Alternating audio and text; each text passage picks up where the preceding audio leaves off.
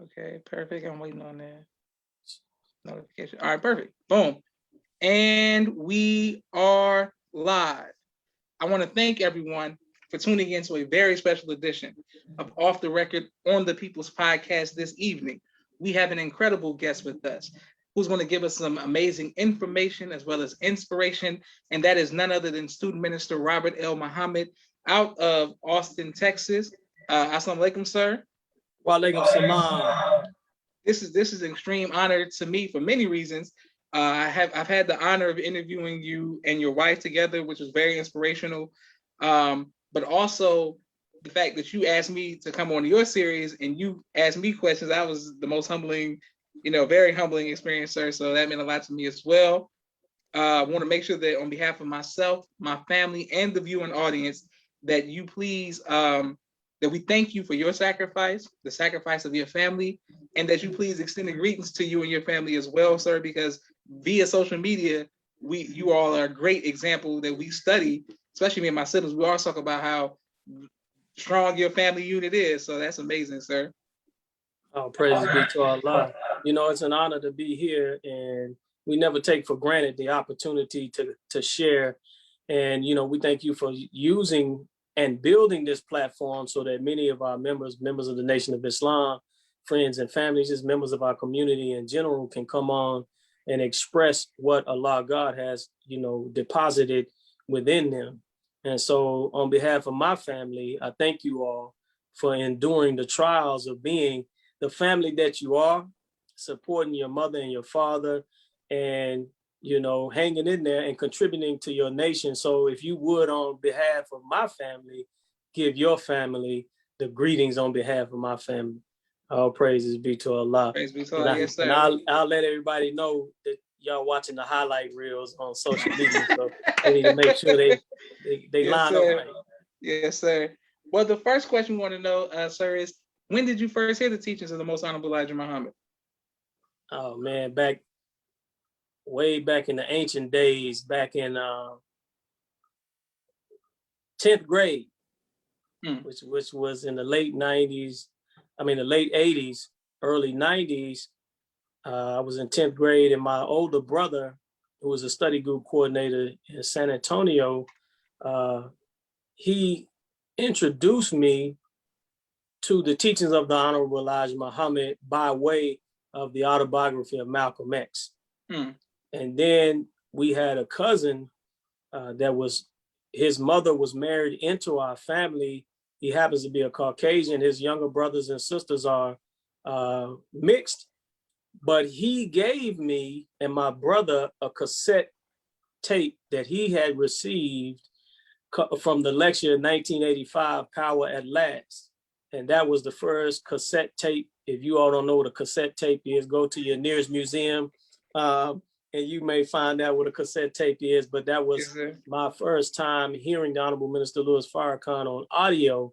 But it was my older brother, Brother Cedric Muhammad, who introduced me, or he was doing his best to introduce me to Islam as he was learning it, as I was a young man about to become an older young man, and I was about to engage in some things that probably would have landed me in some places where most of our young men landed. So we thank Allah for my older brother, Brother Cedric Muhammad. So I was about 10th grade at the time.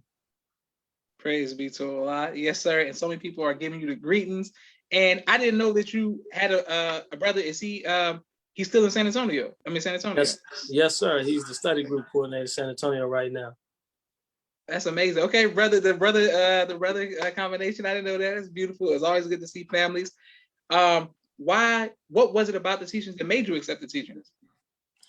Man, at the time, my brother, we had hip hop was a little different. Music and culture was a little different.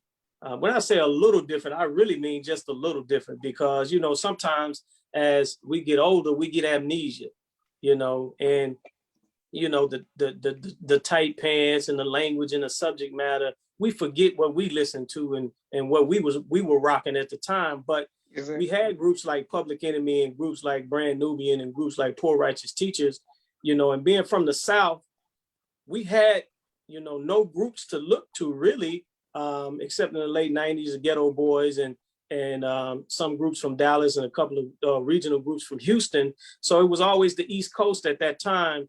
And that was during the time period of the era of Rodney King. There was just some things going on, and there was some things going on in my personal life. My father, who had always been around, had become addicted to drugs. You know, amazing story. He drank. He was an alcoholic. He drank. He had a pint of mint gin under the seat of his car, and he had one in the cabinet at home. And so he drank every single day. He drank gin like it was water. And so he stopped drinking one day. And months later, he started smoking crack. And when he did that, he had enough respect for my mother, and he had enough respect as a father for his children that he went away. My mother and I, he and my mother separated. And so there was a lot of anger I found out later in my life that was there, and anger and resentment, because my father left when I was 16, 17 years old for about a year and a half, but he never wanted us to see him in that condition. And so listening to groups like Public Enemy, listening to groups like Brand Nubian and Poor Righteous Teachers and Big Daddy Kane, and hearing words like Assalamu Alaikum, and Eric B. and Rakim, of course, and hearing Chuck D saying Farrakhan is a prophet that I think you want to listen to, or that you ought to listen to. Those things piqued my interest as they were being uploaded into my psyche. When my brother came to me with the autobiography of Malcolm, and my cousin delivered the Power at Last cassette, it all registered. But as an angry young man that was getting involved in some behavior that I'm not proud of, you know, when I was in 7th and 8th grade, I was packing a weapon to school. And when I mean weapon, I don't mean a switchblade or a Boy Scout knife. I was packing a pistol to school just because I had access to one. A friend of mine, his older brother, had given it to him. He'd given it to me. And, you know, when you have access to those types of things, you start doing things with them that you wouldn't normally do. And so as I got a little older, I began to start robbing people. Did I need money? No. Was I trying to create a reputation for myself? No. I later figured out that I was just angry. And so for about 6 months to a year, I engaged in some terrible activity that, praise be to Allah, I was never caught. I never got a record. I was never arrested for that. And so I'm thankful to Almighty God, Allah, that he kept me close to my brother, who eventually, it was one day, I'll never forget it, Brother Joshua, I was in the kitchen frying my last pork chop. And my brother played the interview of the Honorable Minister Louis Farrakhan on the Phil Donahue show. And I kept looking out of the kitchen because I heard his voice, and his voice was commanding my attention. And to be quite honest with you, I walked out of the kitchen and I said, who is that nigga? And my brother said, that's Minister Farrakhan. That's the man I've been trying to tell you about, you know, the past few months. And I said, man, I never heard a black man talk to white people like that. You know, I burned the pork chop and I never went back. And so that's what made me, I needed something in my life at that time period as a young man that would continue to steer me in the right path and would help stabilize me as a young man who was disappointed in my father, who was disappointed in, you know, what my life was becoming. And so it was the Nation of Islam, the teachings of the Honorable Elijah Muhammad, through the leadership of the Honorable Minister Louis Farrakhan. And that's what made me latch on to the teachings of the Honorable Elijah Muhammad. All praises be to Allah. Be to Allah. Yes, sir. Amazing, amazing. I want to read so many people showing love. I can't wait to put this on YouTube. Please continue to like, share, subscribe to the People's Podcast. My sisters Miriam and Naima send the greetings. Brother Damien, faithful viewer and supporter, thank you very much. And Sister Tamiqua Muhammad sends greetings as well. Thank you all for watching. Yes, sir. Well, how did your family and friends feel about you accepting the teachings outside of your brother? My friends were fine because, as a young man being in a city where there was no mosque, there was no study group. It was my brother. An interesting story. The study group started because my brother called national headquarters and said, "How come you don't have a Nation of Islam in Austin?" And they said, "No problem. We'll get one." And the wheels began to turn. But my immediate family, my mother, my father, I come from a family of preachers, Baptist preachers. And so immediately I grew up in the church, Brother Joshua. We sang in the youth choir. We had a boys club called the Royal Ambassadors. We were junior deacons, junior ushers. We grew up in the church. But, as we became young men, what was being taught to us did not have the power to straighten our path, and it didn't have the power to give us a strong foundation, I felt. And so, our church not only began to lose my brother and I, who became Muslims, but all of the young men at that age began to get engaged in illicit behavior and activity. And so our family, because we grew up in the church, they said, "You going to hell. Not only are you going to hell, but them niggas gonna kill you. They killed Malcolm X. You studying the wrong thing, you going to hell." And I remember one day my father, after a year and a half, he got it together and he began to preach. He went back to church. He quit smoking crack cold turkey, and he went to church and he started preaching. And I remember one day he said, "I don't believe that you don't believe that Jesus Christ died for your sins. I believe that you still believe that." And at the time, I didn't know what I know about Jesus. I was just in a rebellious state, and I wanted to defy everything around me. And my father was coming back now again, trying to recalibrate himself in the role as father. Now I'm 17, 18 years old, and I don't want to hear anything he has to say. So anything that he attempted to do as an angry, rebellious young man, I fought it. And so when he would say things like that, I would say, "Man, I don't believe none of that." You know what? And so our family didn't take it well in the beginning stages. And we used to hear, and we used to go to family gatherings, Thanksgiving, Christmas. And them niggas, they don't eat they don't eat the swine, man. If you, I eat it, but it became, I knew that we were making I knew that they were accepting what we were doing when we started going to family functions and they started saying, "Don't eat that. That got pork in it. Eat this. Or don't get it. We made this for you. We made this for you and your brother. Y'all eat that." That type of thing. There was still the jokes. There was still things going on there, but we knew that they understood at that time period, these boys are serious. Beautiful. Praise be to Allah. Amazing, amazing. Praise be to Allah. Did you and your father ever reconcile with him coming back and at a certain point as a striving adult, when I got married and started having children, we did have the opportunity.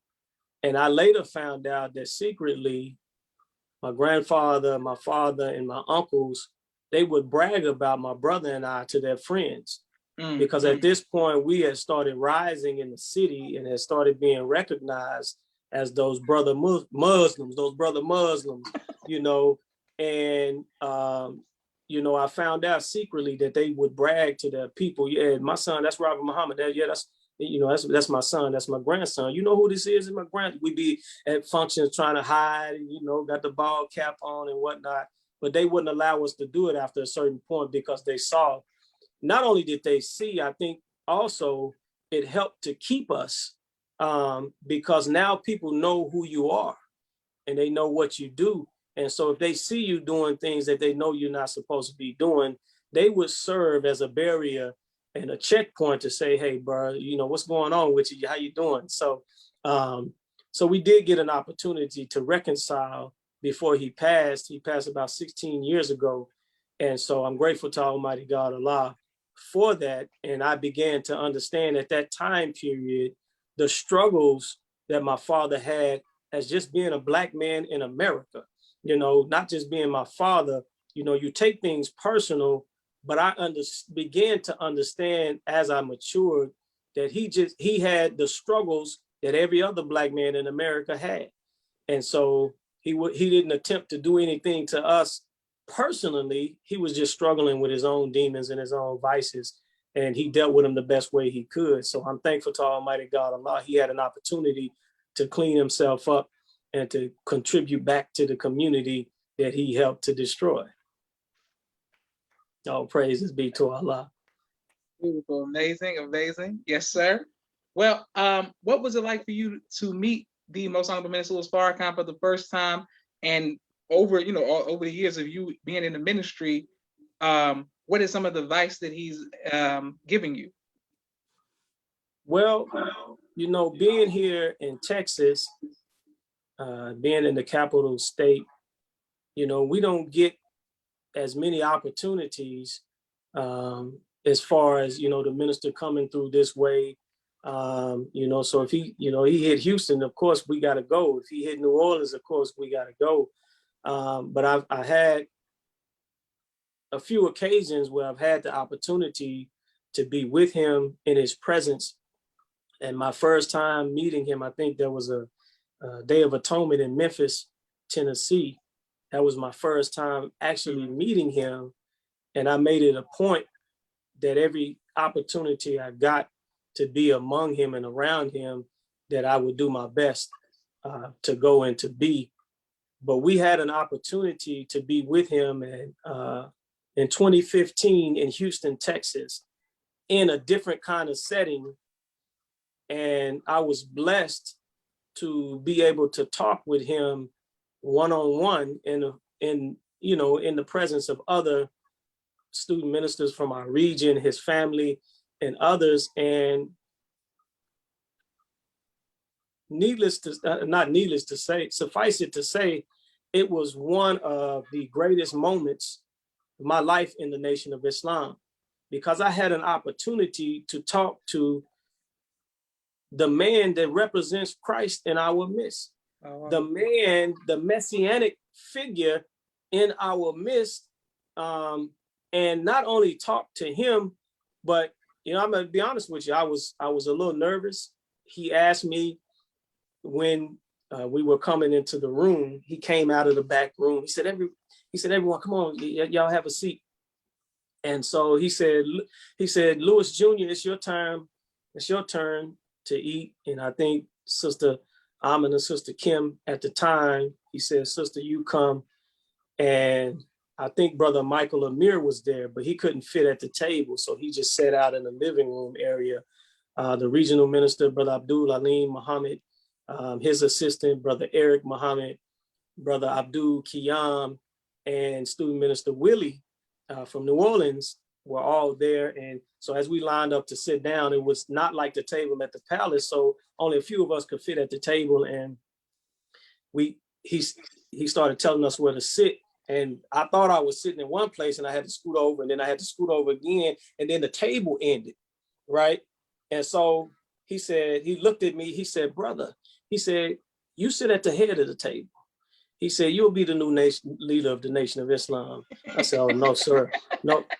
And I was shook. I was like, "No, sir, no, sir." He looked at me, he saw I was nervous. He said, "Brother, have a seat. We're just brothers, have a seat." But he talked directly to me, Brother Joshua, for approximately an hour and a half, asking me about the city, asking me about my family, asking me many, many things. And one of the things that stuck out to me, if I could share, as he asked things about my family, and it came out that my wife and I used the words, we had the courage, because he found out the academic success of my two oldest children, Akil and Rashad. And he said, "How did you do this?" I said, "Well, to be honest, Brother Minister," I said, "my wife and I had the courage to attempt to follow your teachings in the How to Give Birth to a God series." And because we did that, these are some of the results of us attempting to follow that. And he asked me how long I had been married. I don't remember, I think it was 19 years at that time. And he said, I would like to meet your family. And he looked down at the table when he asked me how long I had been married. And he appeared to be somber to me. And I looked around, I was like, what did I say? And he looked up at me and he said, you know, brother, I would love to have you as my minister. And, you know, I looked around at everyone. I was trying to figure out, like, what did I say? But then he said, you know, I had that lecture in me for 15 years. He said, and then I put that product out into the public. He said, until this day, nobody has ever come to me and shared with me, brother minister, we have tried your lecture series and your guidance on how to give birth to God, and these are the results. He said, until today. And he said, you making an old man happy. So praises be to Allah.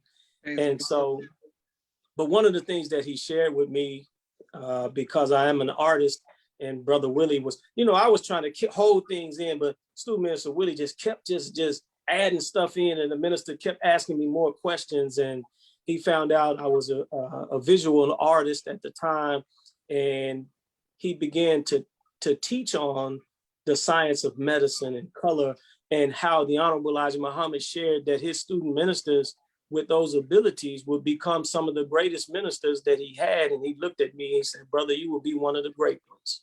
And I was shook the whole meeting, brother Joshua, I have to be honest with you, because, you know, when we look at ourselves, quite often, we don't see what the Honorable Minister Louis Farrakhan sees.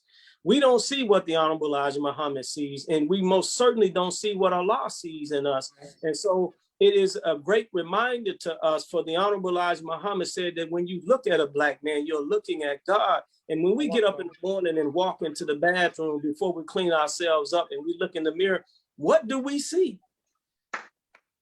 You know, and so it was a moment in the time of my life and my labor in Islam that I'll never forget. So all praises be to Allah. Praise be to Allah. Beautiful, sir. Thank you for your transparency and your great testimony. Our sister Valerie sends greetings. My sister Naima says all praise due to Allah. And thank everyone who continues to watch the People's Podcast, who likes, shares, and subscribe. Thank you very much. My next question is, you spoke of the accomplishments of your sons. What was the accomplishment?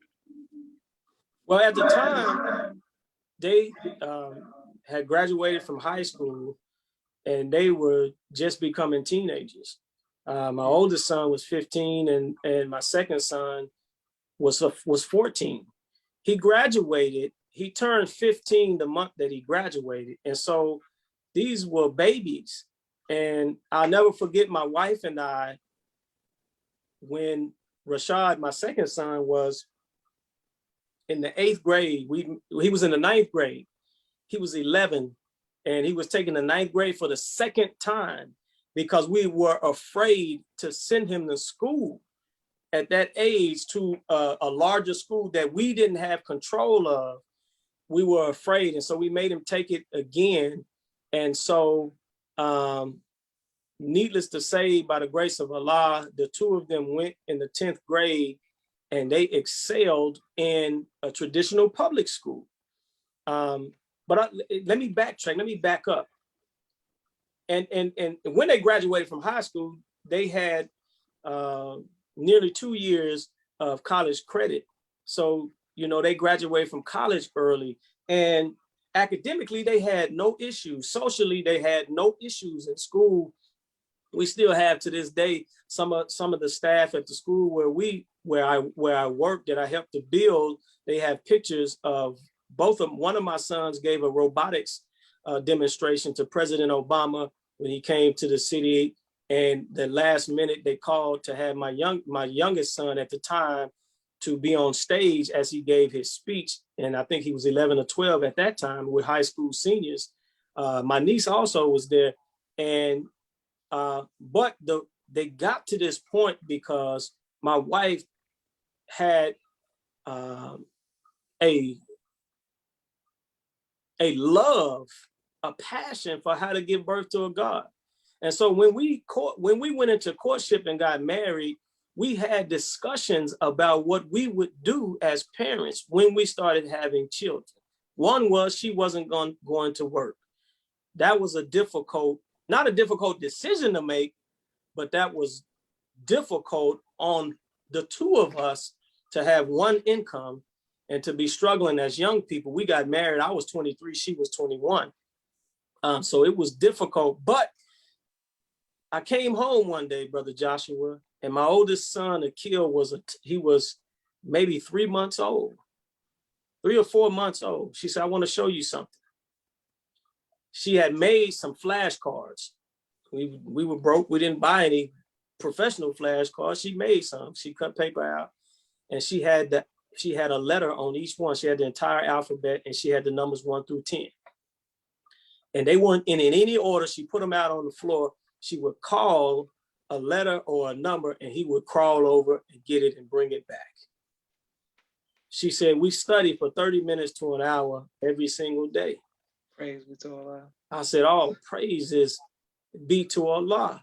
So for me, a brother working at the time, 2 full-time jobs, and I would come in tired and slumped over. When I saw that, I had to tell myself, this is why you're doing what you're doing. Yes, this sir. Is why you're carrying the weight or the quote unquote burden of being the provider, so that this beautiful Black woman can put God into your children and produce a better version of yourself, and they can do greater things than you. And so it made me be able to go out and go to work and do the things that I needed to do to ensure that they had food, clothing, and shelter. And so man, they were still teenagers graduating from college. And and I'm proud of them, because not only did they graduate from college, that's not their greatest accomplishment to me. When both of them turned 16, I'm honored to say that because of the work that my wife did with them at home and in Saturday school, that my 2 older sons and my daughter, when they turned the age of 16, they became registered members of the Nation of Islam. Not because we drove them to that, not because we forced them, not because we told them either you're going to become a registered member, we're kicking you out the house. None of that happened. Yes, sir. Allah yes, sir. blessed us. In my opinion, he blessed us to put on a good commercial and to be the best examples that we could be. Flawed we are, but he blessed us for whatever reason. He chose to bless us to be good enough examples for them to latch on to that and come on in and accept their own and to be themselves. And we have a 9-year-old that just turned 10. We're waiting for him to come through. Inshallah, he'll do the same. All praises be to Allah. Praise be to Allah. Beautiful. And brother, and thank everyone who's watching and showing you love. And brother minister, for people who want, to get the highlight reel, as you referred to, your family and your children, what is your name on social media, your wife's name, so that people can see your lovely family pictures? Because anybody who watches, you can see an amazing version of the Huxtables, if you will, or the freshmen of the Banks. Because I've watched it since I've been visiting you on Facebook. I'm saying, man, this is amazing. This positive family. All praises be to Allah. My wife's, I'm Robert L. Muhammad, and you can find me on my social media pages at RL Muhammad 1. At RL Muhammad 1. My wife's name is Fudia, Fudia Muhammad. She is the author of Children of the Most High. It's a book dedicated to how to give birth to a God. And you can find her on her social media pages at givebirthtoagod.com or give birth to a God. And you can go to our website at www.givebirthtoagod.com. Praise be to Allah. And Brother Damien says, beautiful testimony. And Brother Lewis is showing you love as well. Thank everybody. We have a quick commercial break for all of the sponsors of this month's People's Podcast this month. I want to thank all of the sponsors For it's with you that we are able to continue to give this amazing information and inspiration from guests all over the country. If you all like to be a sponsor or donor, please cash app the People's Podcast. We greatly appreciate it. My brother Rashad, Street Premiere Media Production. He has a 4K camera and a drone. He does television and film editing. Please reach out to him. My sister Miriam's book, ABC I Love Me, children's book and coloring book, both of which are available on Amazon. Please go out and get those.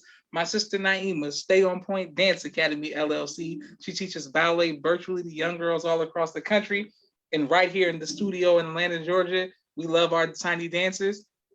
Please sign up. Sister Rashida Rafat, if you are working on a book, she does copy editing, project management, content development, media relations, and consulting. Sister Rashida Rafat with Ra Communications. Thank you very much, Sister Rashida Rafat. Our brother, student minister Robert L. Muhammad, right here. I have these questions that he can explain as we go into it. But conflict mediation and squash the beef, we're going to get into exactly what that means and what that represents in Austin, Texas, and all around the country. His amazing wife, Sister Fudia Muhammad, with Children of the Most High. And we're going to, brother minister, can you please give us the website to the book again, please? www.givebirthtoagod.com. www.givebirthtoagod.com. Got it locked in. Yes, sir. Thank you very much for your all sponsorship. Brother Kenneth, bow tie maker extraordinaire. He'll ship bow ties to you anywhere in the country. Thank you very much, Brother Kenneth. Dr. Henry M. Carter, right here in Atlanta, Georgia. King Henry Turkey Legs. Brother Rashad Muhammad of Chicago, COVID-19 disinfecting cleaning services.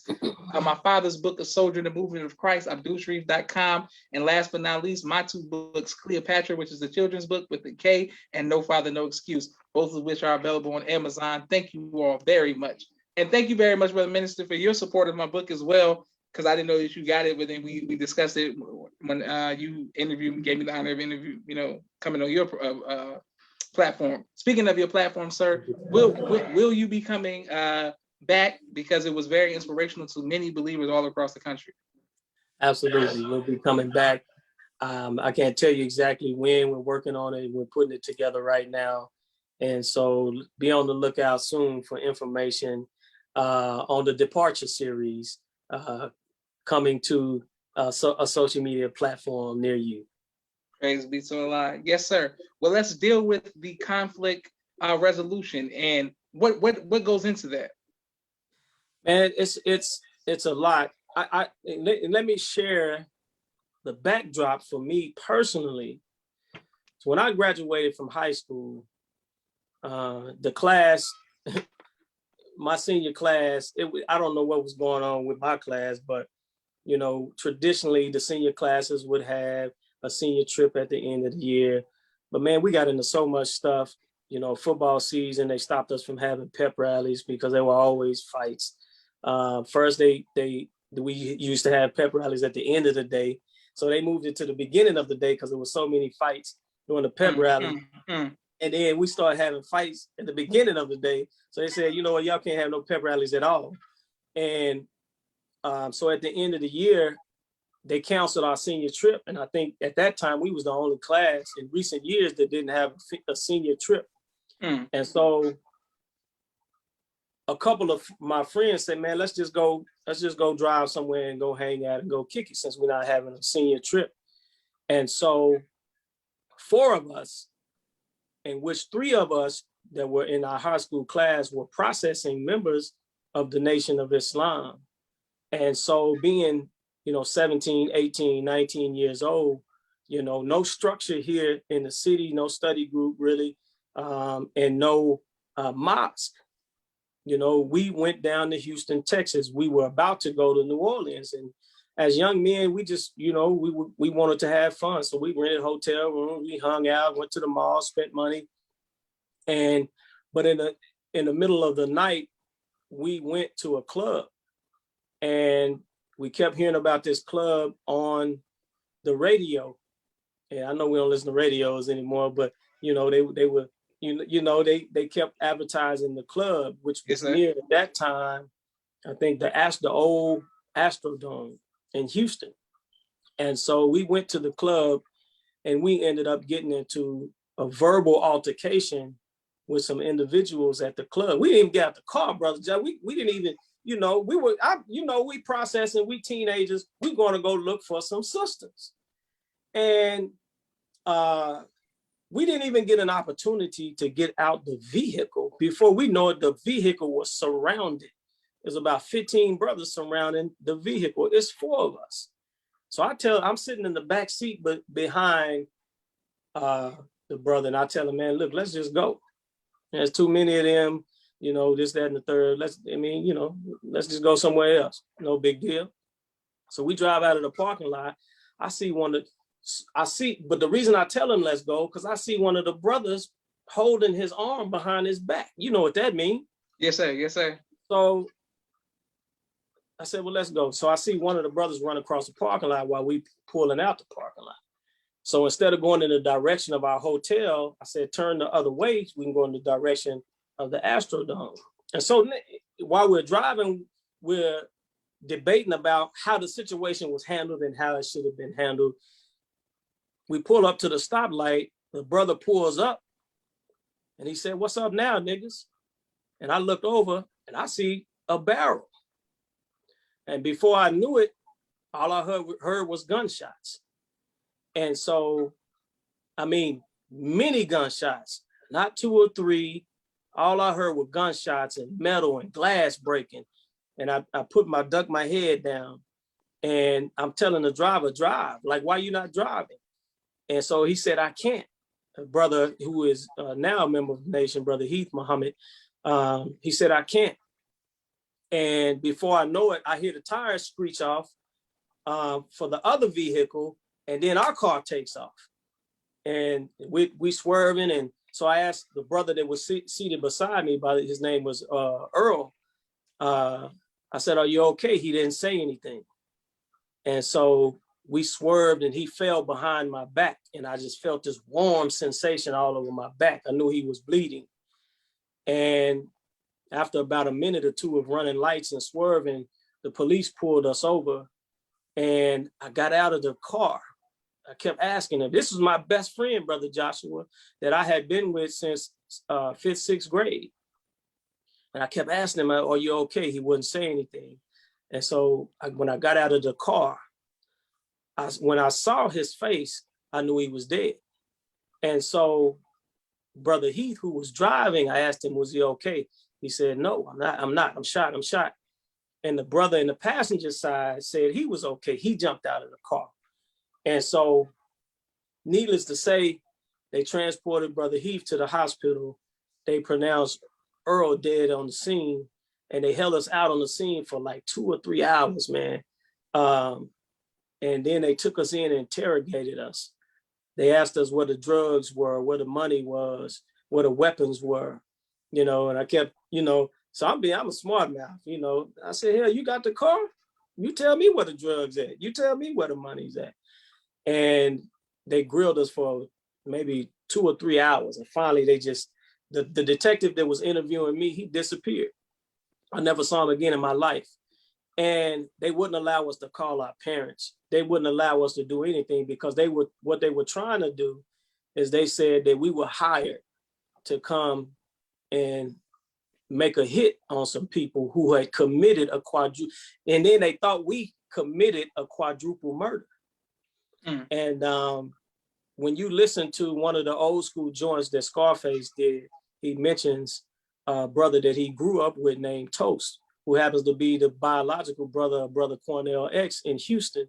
And he was one of the brothers that were killed in a quadruple murder at that time period. And the brothers that we got into it with, they lived in the neighborhood, and they knew the brothers that got killed.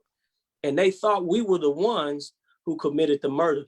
The strange thing about it, Brother Josh, is we found out that the apartment complex where the quadruple murder was committed was owned by the detective that was questioning me that the drugs were being trafficked out of. Now, this is the reason I'm telling you this, my brother, is because when we went back to that vehicle, every window was shot out, the windshield, the front windshield, the back, the passenger side, both windows, the driver's side, every window was shot out except the window where I was seated. Praise be to Allah. We found out a couple of weeks later that the brother in the passenger seat had a ricochet, a fragment of a bullet lodged under his scalp. So I was the only person in that vehicle that did not get shot.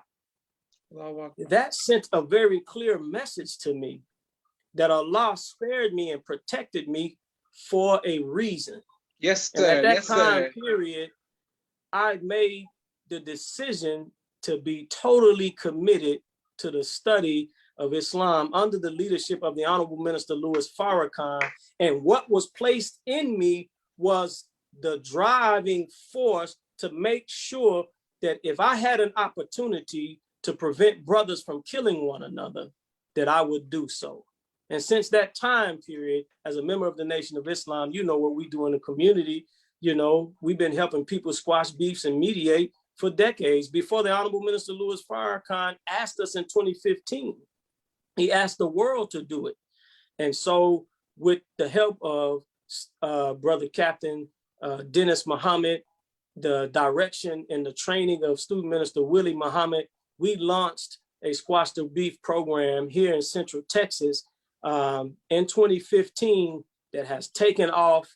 And when I tell you that it has been tremendously successful and that we have stories that we can tell you what brothers have shot at one another with assault rifles that later ended up in our mediations. And at the end of those mediations, on their own recognizance, hugging and forgiving one another because of the tutelage and the guidance of the Honorable Minister Louis Farrakhan. But I always think back to that moment in my young life that did something to me, and it put something into me, and it gave birth to something where I'm not afraid to go and deal with young men and brothers and sisters that have violated one another, and have the confidence that if we represent the minister properly, yes, that sir, the mediations will go in the direction that they need to go in. And so that's where that came from. And we now have gotten to the point to where we have a structured consulting company, and we actually engage people through a structured program called conflict mediation. All praises be to Allah. So Allah. Well, thank you for that great work. Brother Lewis says, check that out. My sister Naima says, shaking my head. And my sister Miriam says, heartbreaking. Brother Minister, what do you think it is that we have to have, many of us have to have an aha moment or a breakthrough, if you will, this stems from tragedy or something, or almost tragedy, to make us do that? One of my best friends from high school, who I text today, his 1-year anniversary, have similar stories, and we always show love to each other. And some of my friends who went on to be doctors and lawyers, literally doctors and lawyers, and he's successful. But we go back to the club days or the strip club days and the almost, and that gun and he pulled and you was there and we turned left and he could have. Why do you think that we have to go through that in order for us to like propel and say, all right, accept God and surrender, if you will? I'm not sure, but if I was speculating, it's because the Honorable Louis Farrakhan teaches us we're complete yet incomplete. We're not perfect. Prophet Muhammad, peace be upon him, said that whenever a servant of Allah has not achieved a thing on his own recognizance, he strikes at his children, his finances, his health, and his wealth until he achieves the thing that Allah has put in him to achieve. So we need, the Honorable Louis Farrakhan said the best of us will come with a word. The rest of us, we need the chastisement of That's Allah, right. The shock of the hour, because of how great we are. And so the enemy knows this. The enemy has placed a world around us where we become perpetual people that struggle with ADD and ADHD. And I'm not talking about academically. I'm talking about when we've given ourselves to Allah or given ourselves to a cause bigger than ourselves, then we run into that iblis that says, I will wait for them in our straight path. And you will find most of them not worthy. That's He's right. not That's after right. the people that's engaged in his world already. He's after the people that are trying to climb up out of his world. Yes, sir. Because he knows what that means for his world if we are successful and when we are successful at climbing out of his world. And so the scripture describes us not as sleep. So if people saying stay woke, the scripture don't say we sleep. The scripture says we are dead. That's right. That's right. And so, so we are dead. So we need a shock, many of us, to get up and to take life again and to stay on the right path. And I'm here to say I believe I was one of those ones. I needed that shock that would put me on the right course. Beautiful. All praises due to Allah. I thank Allah for intervening in our affairs and specifically in your affairs during that time. Yes, sir. Our sister Qasim Akbar says, present time application of our supreme wisdom, beautiful, and she sends the greetings. Thank you, sister, and thank you for always watching. Thank everyone who always continues to like, share, and subscribe to the People's Podcast. And my sister Naima says, teach. Naima's really going after that top fan. Thank you very much, sister Naima. Okay, yes, sir. Okay, man, I mean, that story is just powerful. It really got me reflecting. Outside of that moment, has there ever been a time that you have been faced with fear? And if so, how have you overcome that fear? Man, let me share this, because at that time, during that tragedy, I wasn't afraid. I became afraid after the tragedy, if that makes any sense. Like, and so because of the PTSD that I suffered from, I had to get a lot of counseling, and I'm still dealing with being processed from that moment in my life. But besides that, I'll be honest with you. One of the most fearful times in my life was when I decided to get married. Okay. And I asked Allah, and I called on Allah, because there was a part of me saying, man, you crazy. You done lost your damn mind. You about to do what? And during that time period, my wife and I we were not beset in an environment where people that were married were happily married. In fact, many of those around us that were married were trying to convince us not to get married because of the condition of their marriage. And so I was terrified because I knew I hadn't finished school. I didn't have any money, which really, in truth, I wish I had somebody, and maybe somebody did tell me, man, this not the time. You need to stack a couple of more dollars. You need to do. But I was terrified because I really loved this woman. And I knew that as we had studied all of the relationship lectures of the Honorable Minister Louis Farrakhan, that's what we did during courtship. And because we did that, that was our growth and development together. And I knew what I had to do as a man, as a provider, as a protector.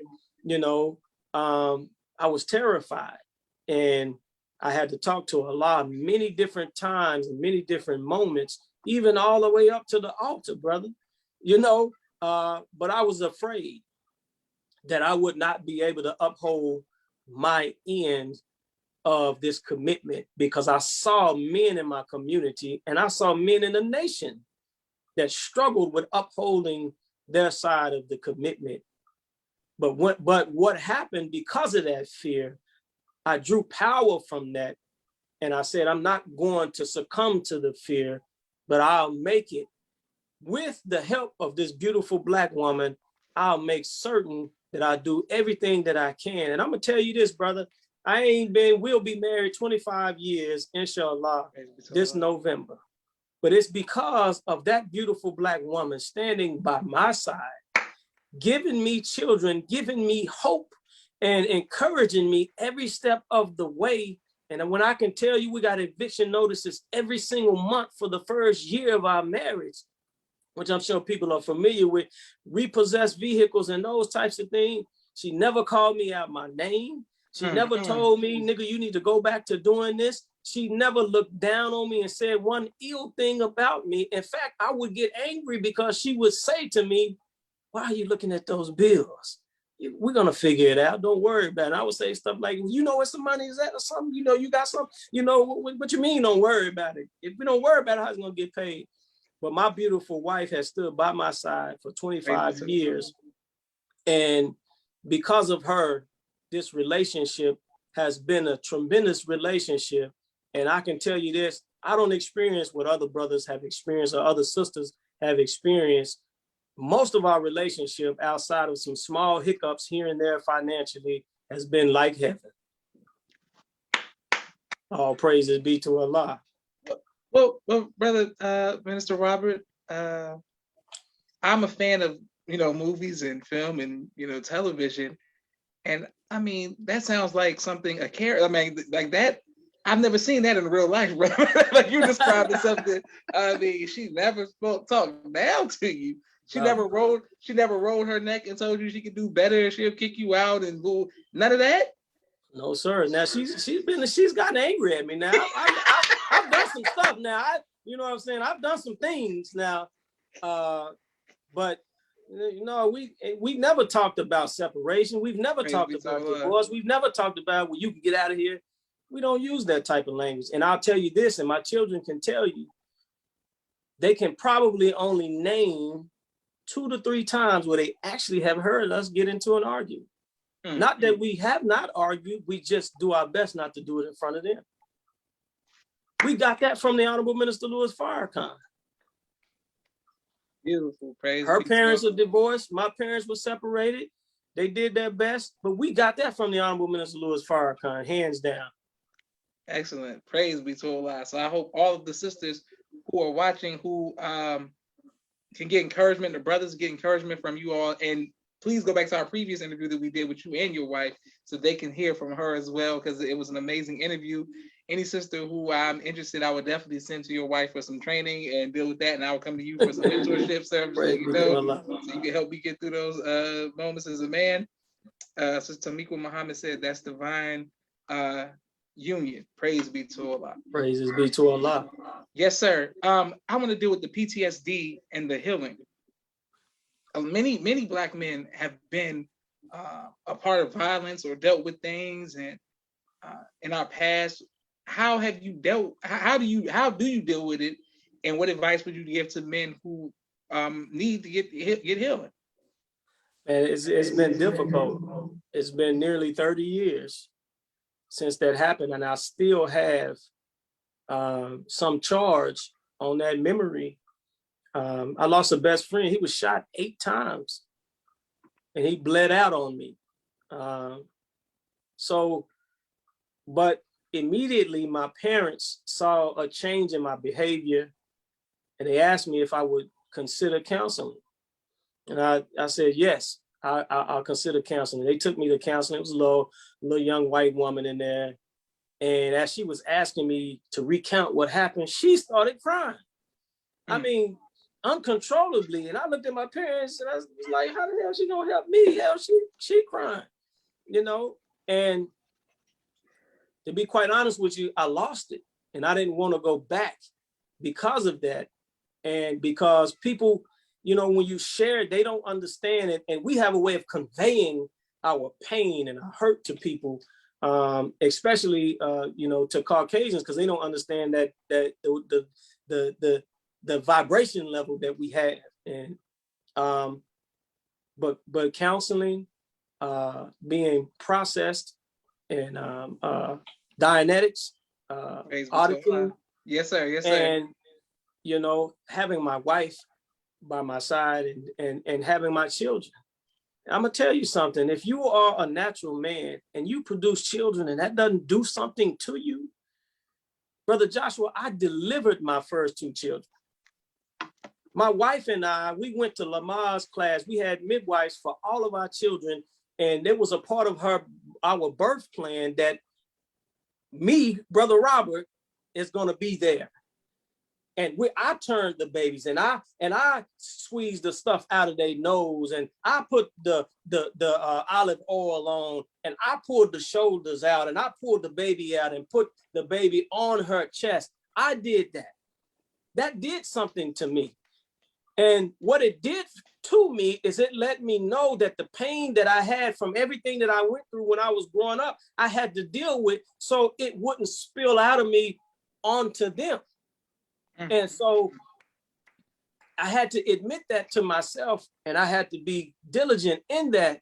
And I had to talk to Almighty God Allah over and over and over again for these years. But my children, my family, the hierarchy is God, family, nation. Yes, sir. No matter what we build, Brother Joshua, with our hands, if we skip over family, how then can what we build in the way of nation last if our children have gone to hell and they can't take what we build to the next level? So the scripture says, what does it profit a man to gain the whole world and lose his soul? The Honorable Louis Farrakhan told me in the airport when he met my family, he said, this is a good woman. He said, because she's gone to death's door to ensure that your seed makes it into the hereafter. That's yes, my soul. So if I lose my soul, it doesn't matter the work that I do in the nation, in the community, because the first work starts at home and it goes throughout the community from our homes. And so as you watch the highlight reels on social media, we got to make sure that what's going on at home reflects the highlight reels. Yes, sir. And so that's very important to me and extremely important to me. And my family is important. And so as a Black man that has been damaged, I made sure that I would be on my best behavior when I was at home. And so my wife can tell you to date, she's only heard me use profanity maybe 3 or 4 times. I use it a lot, Brother Joshua. But I don't use it at home, you know, in front of my family. Not that I'm putting on airs, but I want them to see the best part of their father so that they can be the best version of themselves. And so I'll say to young brothers, you got to get fixed. You got to talk to somebody. You got to let them help you. Yes, because now when you grow into leadership, you begin to hurt people under your leadership. That's right. That's right. But it begins at home. Your wife come to the mosque and she look like she hates life. She won't smile. She looks unhappy. There's something going on. Yes, sir. Yes, sir. And so the Honorable Louis Farrakhan said, if you want to know something about a man, don't look at him. He said, move him to the side and look at his family, look at his wife, look at his children. So I'm not here, Brother Joshua, to put on a suit and a bow tie and go out in the community and act like I got it all together and go back home and curse my children and shove my wife and kick the dog and do all of that kind of stuff. No, I come back home and I give service to my family. Yes, sir. Yes, sir. Somebody asked me, they said, you need to show the world how your wife, you need to bring them to your home and show them how your wife serves you. And I got offended. I said, my wife doesn't serve me. We serve each other. And she serves me because I serve her. And the quality of her service is based on the resources and the things that I bring to her to provide service. Yes, sir. So if I don't like the way the home looks, I got to ask myself, what did you give her to make it look better? That's right. That's right. If I don't like the spirit that is in my home, what spirit did I bring home that she's reflecting? Yes, sir. Yes, sir. So that's me. And, you know, brothers don't really like to talk to me about relationships because I'm hard on me, you know. But all praises be to Allah. So it starts with my family, my brother. And if my family is straight, then I know I can do the work. My wife makes it possible for me to go out and do the work. Now, the other thing is I'm a student laborer. You know, as the son of a lifetime student officials. Yes, sir. Yes, sir. You know the sacrifices that they've made. Absolutely. You know the pain that comes with having your parents on the road all the time and not seeing them, and But I knew when I came home one day, and every time I came home, my little boys, they would run to the door and they were happy to see me. And I'm just gone for a few hours. And one of my sons asked me one day, Dad, why do you have to work all the time? And I was trying to explain to him, and my wife became angry. She said, we've had this conversation before. I didn't know this, but she had explained to him, but he wanted to hear it from me, you know? And my mother told me one time, she said, son, you have boys. She said, I know you got to go get money right now. She said, but you need to hurry up and do it because they're growing up and they're going to need you. Yes, sir. Yes, sir. I knew at that time, Brother Joshua, I was working 2 full-time jobs. I worked 8 hours. I got off of work. I slept 2 hours and I worked another 8 hours and I was the student captain. I never missed MOS meetings. And they would prop me up in the MOS sometimes because I was so tired, but I made sure my family was taken care of. And I thank Allah for the leadership of the Honorable Minister Louis Farrakhan, because most of us, our relationships with him is only through his lectures and his example, through what he teaches and what he speaks. And that has been enough for me. Oh, praises due to Allah. Beautiful, beautiful. And so many people are saying, that's beautiful. Sister Sadara Muhammad says that's beautiful. My sister Miriam says teach and beautiful. Excellent. Praise be to Allah. Thank everyone. Continue to hear this amazing information, the inspiration. Do you have any of your lectures on YouTube? Man, they've been jumping on me. We got to get a staff together. I do have some, but not many. We will start uploading them soon. But that is a fault of mine. But I give you my word, as a student of the Honorable Minister Louis Farrakhan, we will start making them available for the public. Praise be to Allah. Yes, sir. What we want to know is the Million Man March. What was the climate like in Texas, and how did it personally impact you? Man, brother, I could talk to you. Man, I was in courtship at the time with my wife in 1995. And the way it was rolled out to us was that we don't know if we're coming back. You know, the entire nation, the FOI and the MGT we were on red alert to be on our, not only on your best behavior, but you know, you got to be in your top militant posture. Yes, sir. Because we don't know what the enemy is gonna do. And so in Texas, you know, the Honorable Louis Farrakhan, when he came through touring, there were threats made to the Honorable Louis Farrakhan's life. At the all men's meeting in Houston, Texas, where 35,000 men came out, I was on check post, and your father, as the supreme captain with his entourage, came through. They took everybody's ID. And they said, if anything happens to the minister, you all will be the first to get a visit. So I'm looking at the brother next to me, looking at the other brother next to me as we doing the car wash, and I'm watching them like, hey man, I'm not trying to get a visit from nobody.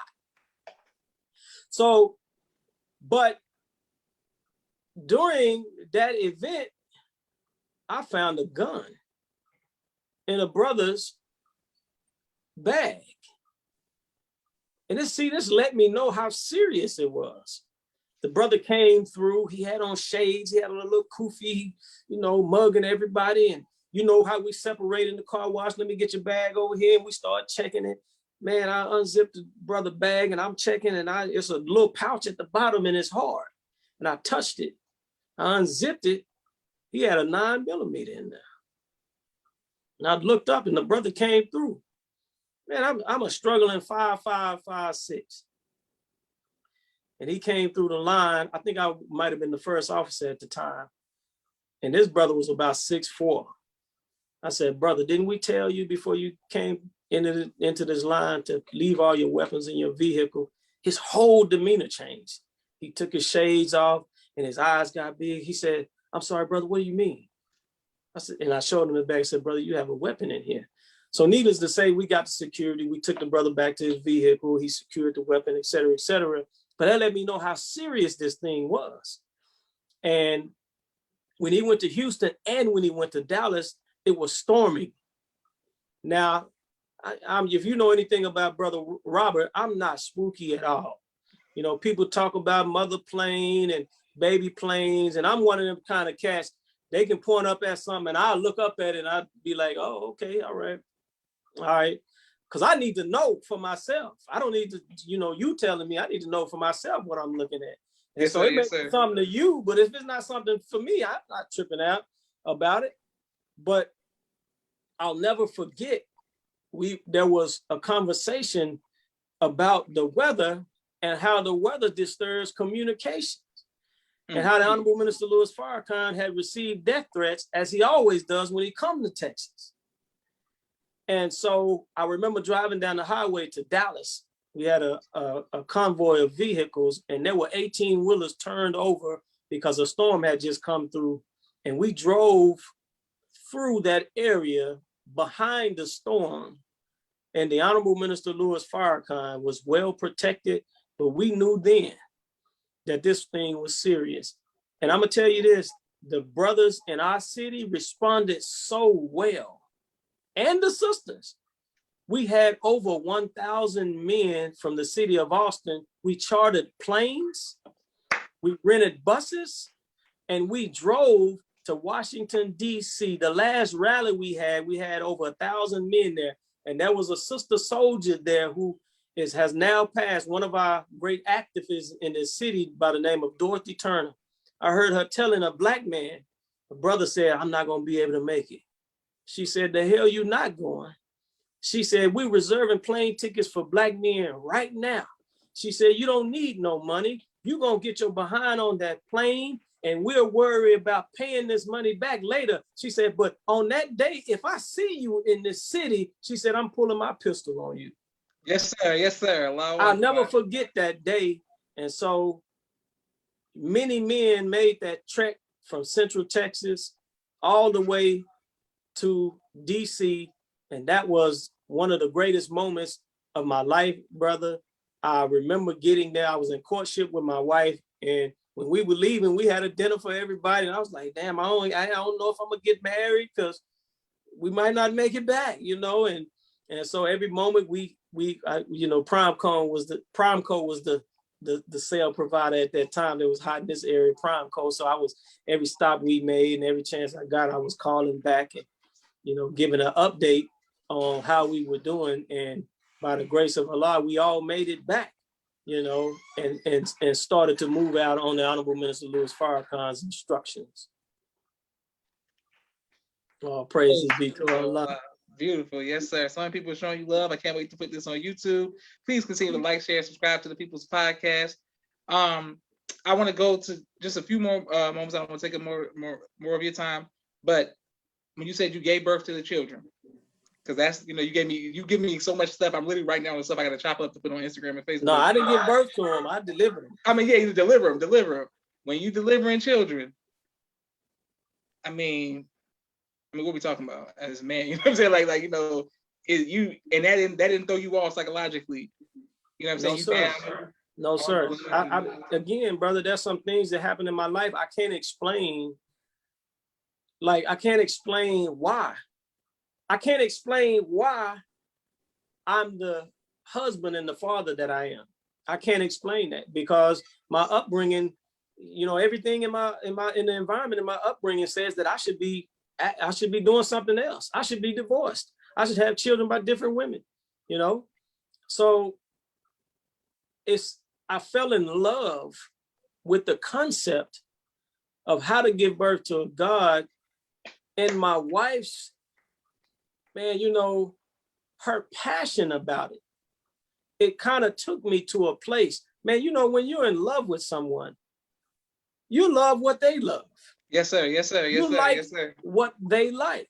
I had never paid attention to how to give birth to a God until I got in a courtship with that woman, with my wife. And so when we talked and we were studying relationships in our courtship, and we talked about labor and delivery, it just didn't bother me. I went to Lamar's class, and we did the whole thing, and we gave the birth plan to the midwife.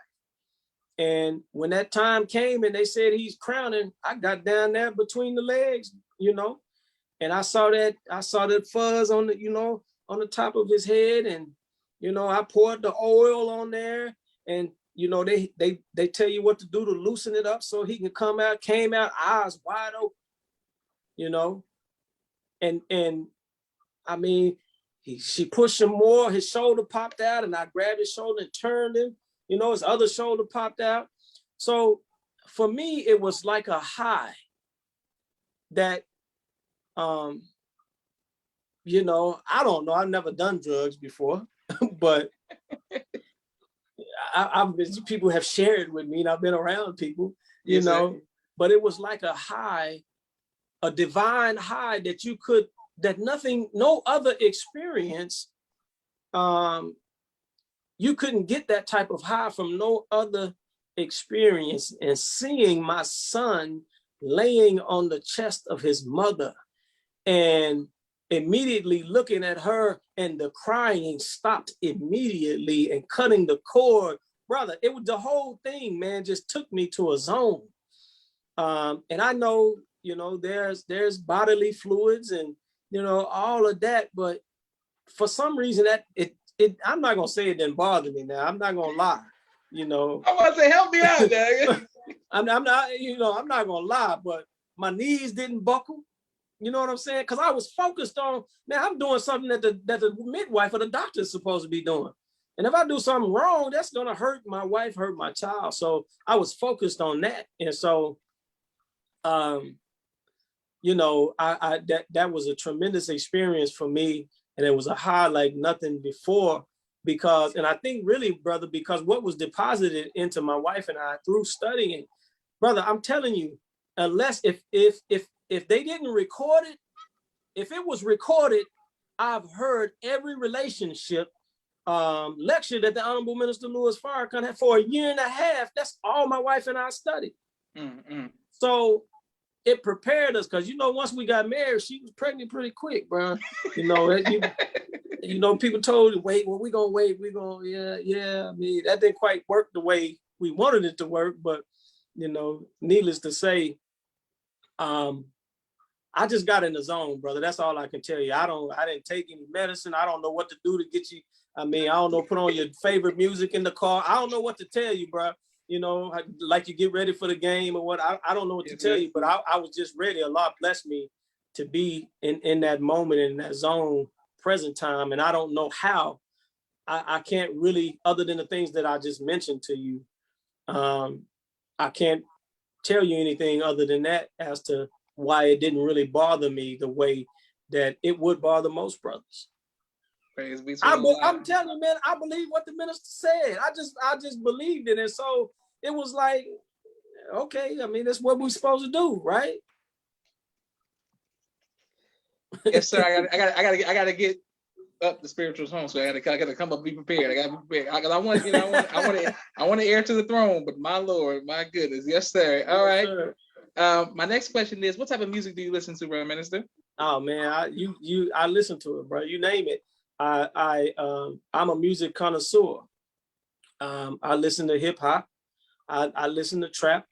I listen to some gospel. I listen to, man, my son and threw me on a couple of country songs. I got my white boy genre, Maroon 5, all of them. I you know what I'm saying? I'm a music connoisseur, and so I listen to it all. But of course, predominantly, man, I listen to rap, man. I listen to hip hop. That's me. You get in my car right now, you look at my phone, right? You can find it, whatever it is, whatever you listen to, you can find it. And I'm gonna tell you right now, as a brother, we got these stereotypes in our nation that you're supposed to be a certain way. Man, I'm me. I'm not perfect. And but I am who I am. Yes, sir. And it works. It works for me. And I pray that Allah is pleased when I reach the end of this life. I pray that He's pleased, man. But I can only be myself. Yes, sir. And yes, so sir. Everything that I see on the wall behind you, everything, I got all of them. I'm telling you. Yes, sir. From the old school to you can't. I mean, you can't miss me. Yes, sir. Okay, well, so what about put me into the mindset of Houston, because I'm trying to catch up to everybody keeps talking about Scarface, right? And like that's before my time. So the only Scarface I really know is at night I can't sleep, I toss and turn, like I just know my face, that's what I know. But everybody like, no, you gotta get, because the Houston I know is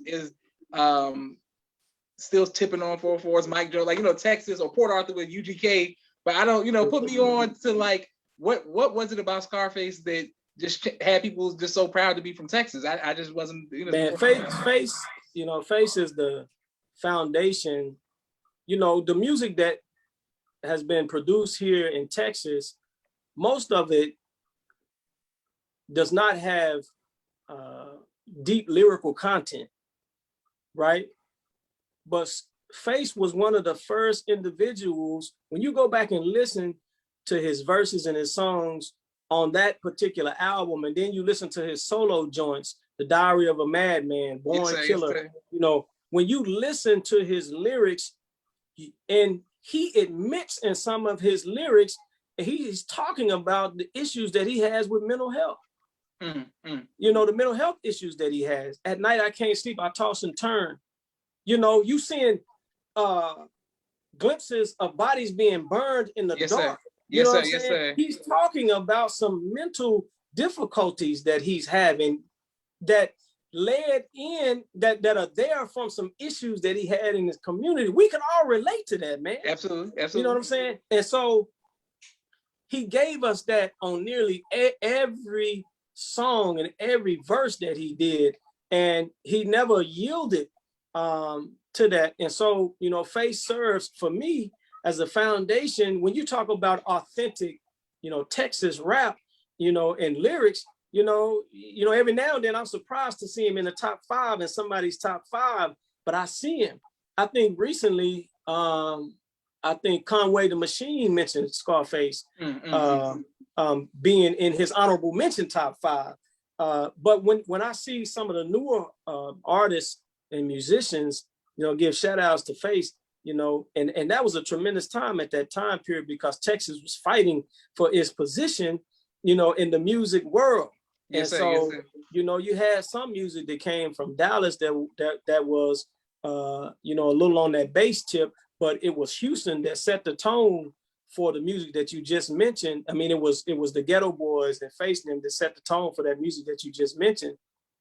And so, when you listen to it, I know brothers that have left here and that moved to California, moved to the East Coast, moved in these other places, and they took the music with them during that time, the early 90s, late 80s, early 90s. And they would always come back with these stories about how the music was received, and they would always be on that, man, I want to hear that Texas, man, what else you got, man, what else, And so, but Face is legendary, bro. He's legendary. I know a lot of people like Willie D, and D don't really do it for me, man. But Face. Yes, sir. Yes, sir. He's definitely a legend, and his features is how I met him. Because so many artists would always feature him, on their songs. Later years, I'm like, okay, why everybody get Scarface featured? What's that about? So yes, sir, that makes sense. And I'm gonna tell you this: the features don't compare to the music that he did in the early 90s. They don't compare, bro. Not lyrically, not the content. So I should go back and listen to. I never seen a man cry till I seen a man die. Absolutely. Yes, sir. Yes, sir. Okay. Sister Captain Brenda says, "Assalamu alaikum, family. Walaikum salam, bam." Okay, Brother Minister, we want to thank you. We just have a few more questions for you, sir. If you could speak to God face to face, and you could ask him one question, what would you ask him, sir? Why am I here? What is my purpose?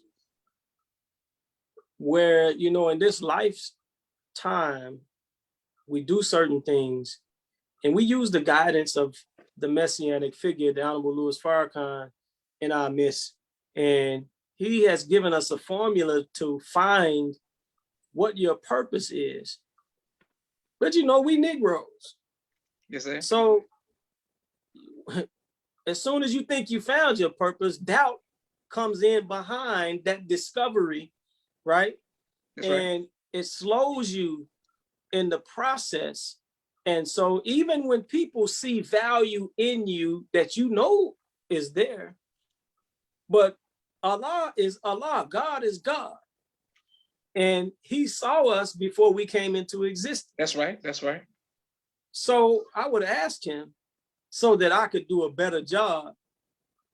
You know, why did you see fit to allow me to be born into this world at this particular time? What am I to do? Beautiful. Praise be to Allah. Yes, sir. And if he could ask you one question, what do you think that he would ask you? Man, why'd you do that?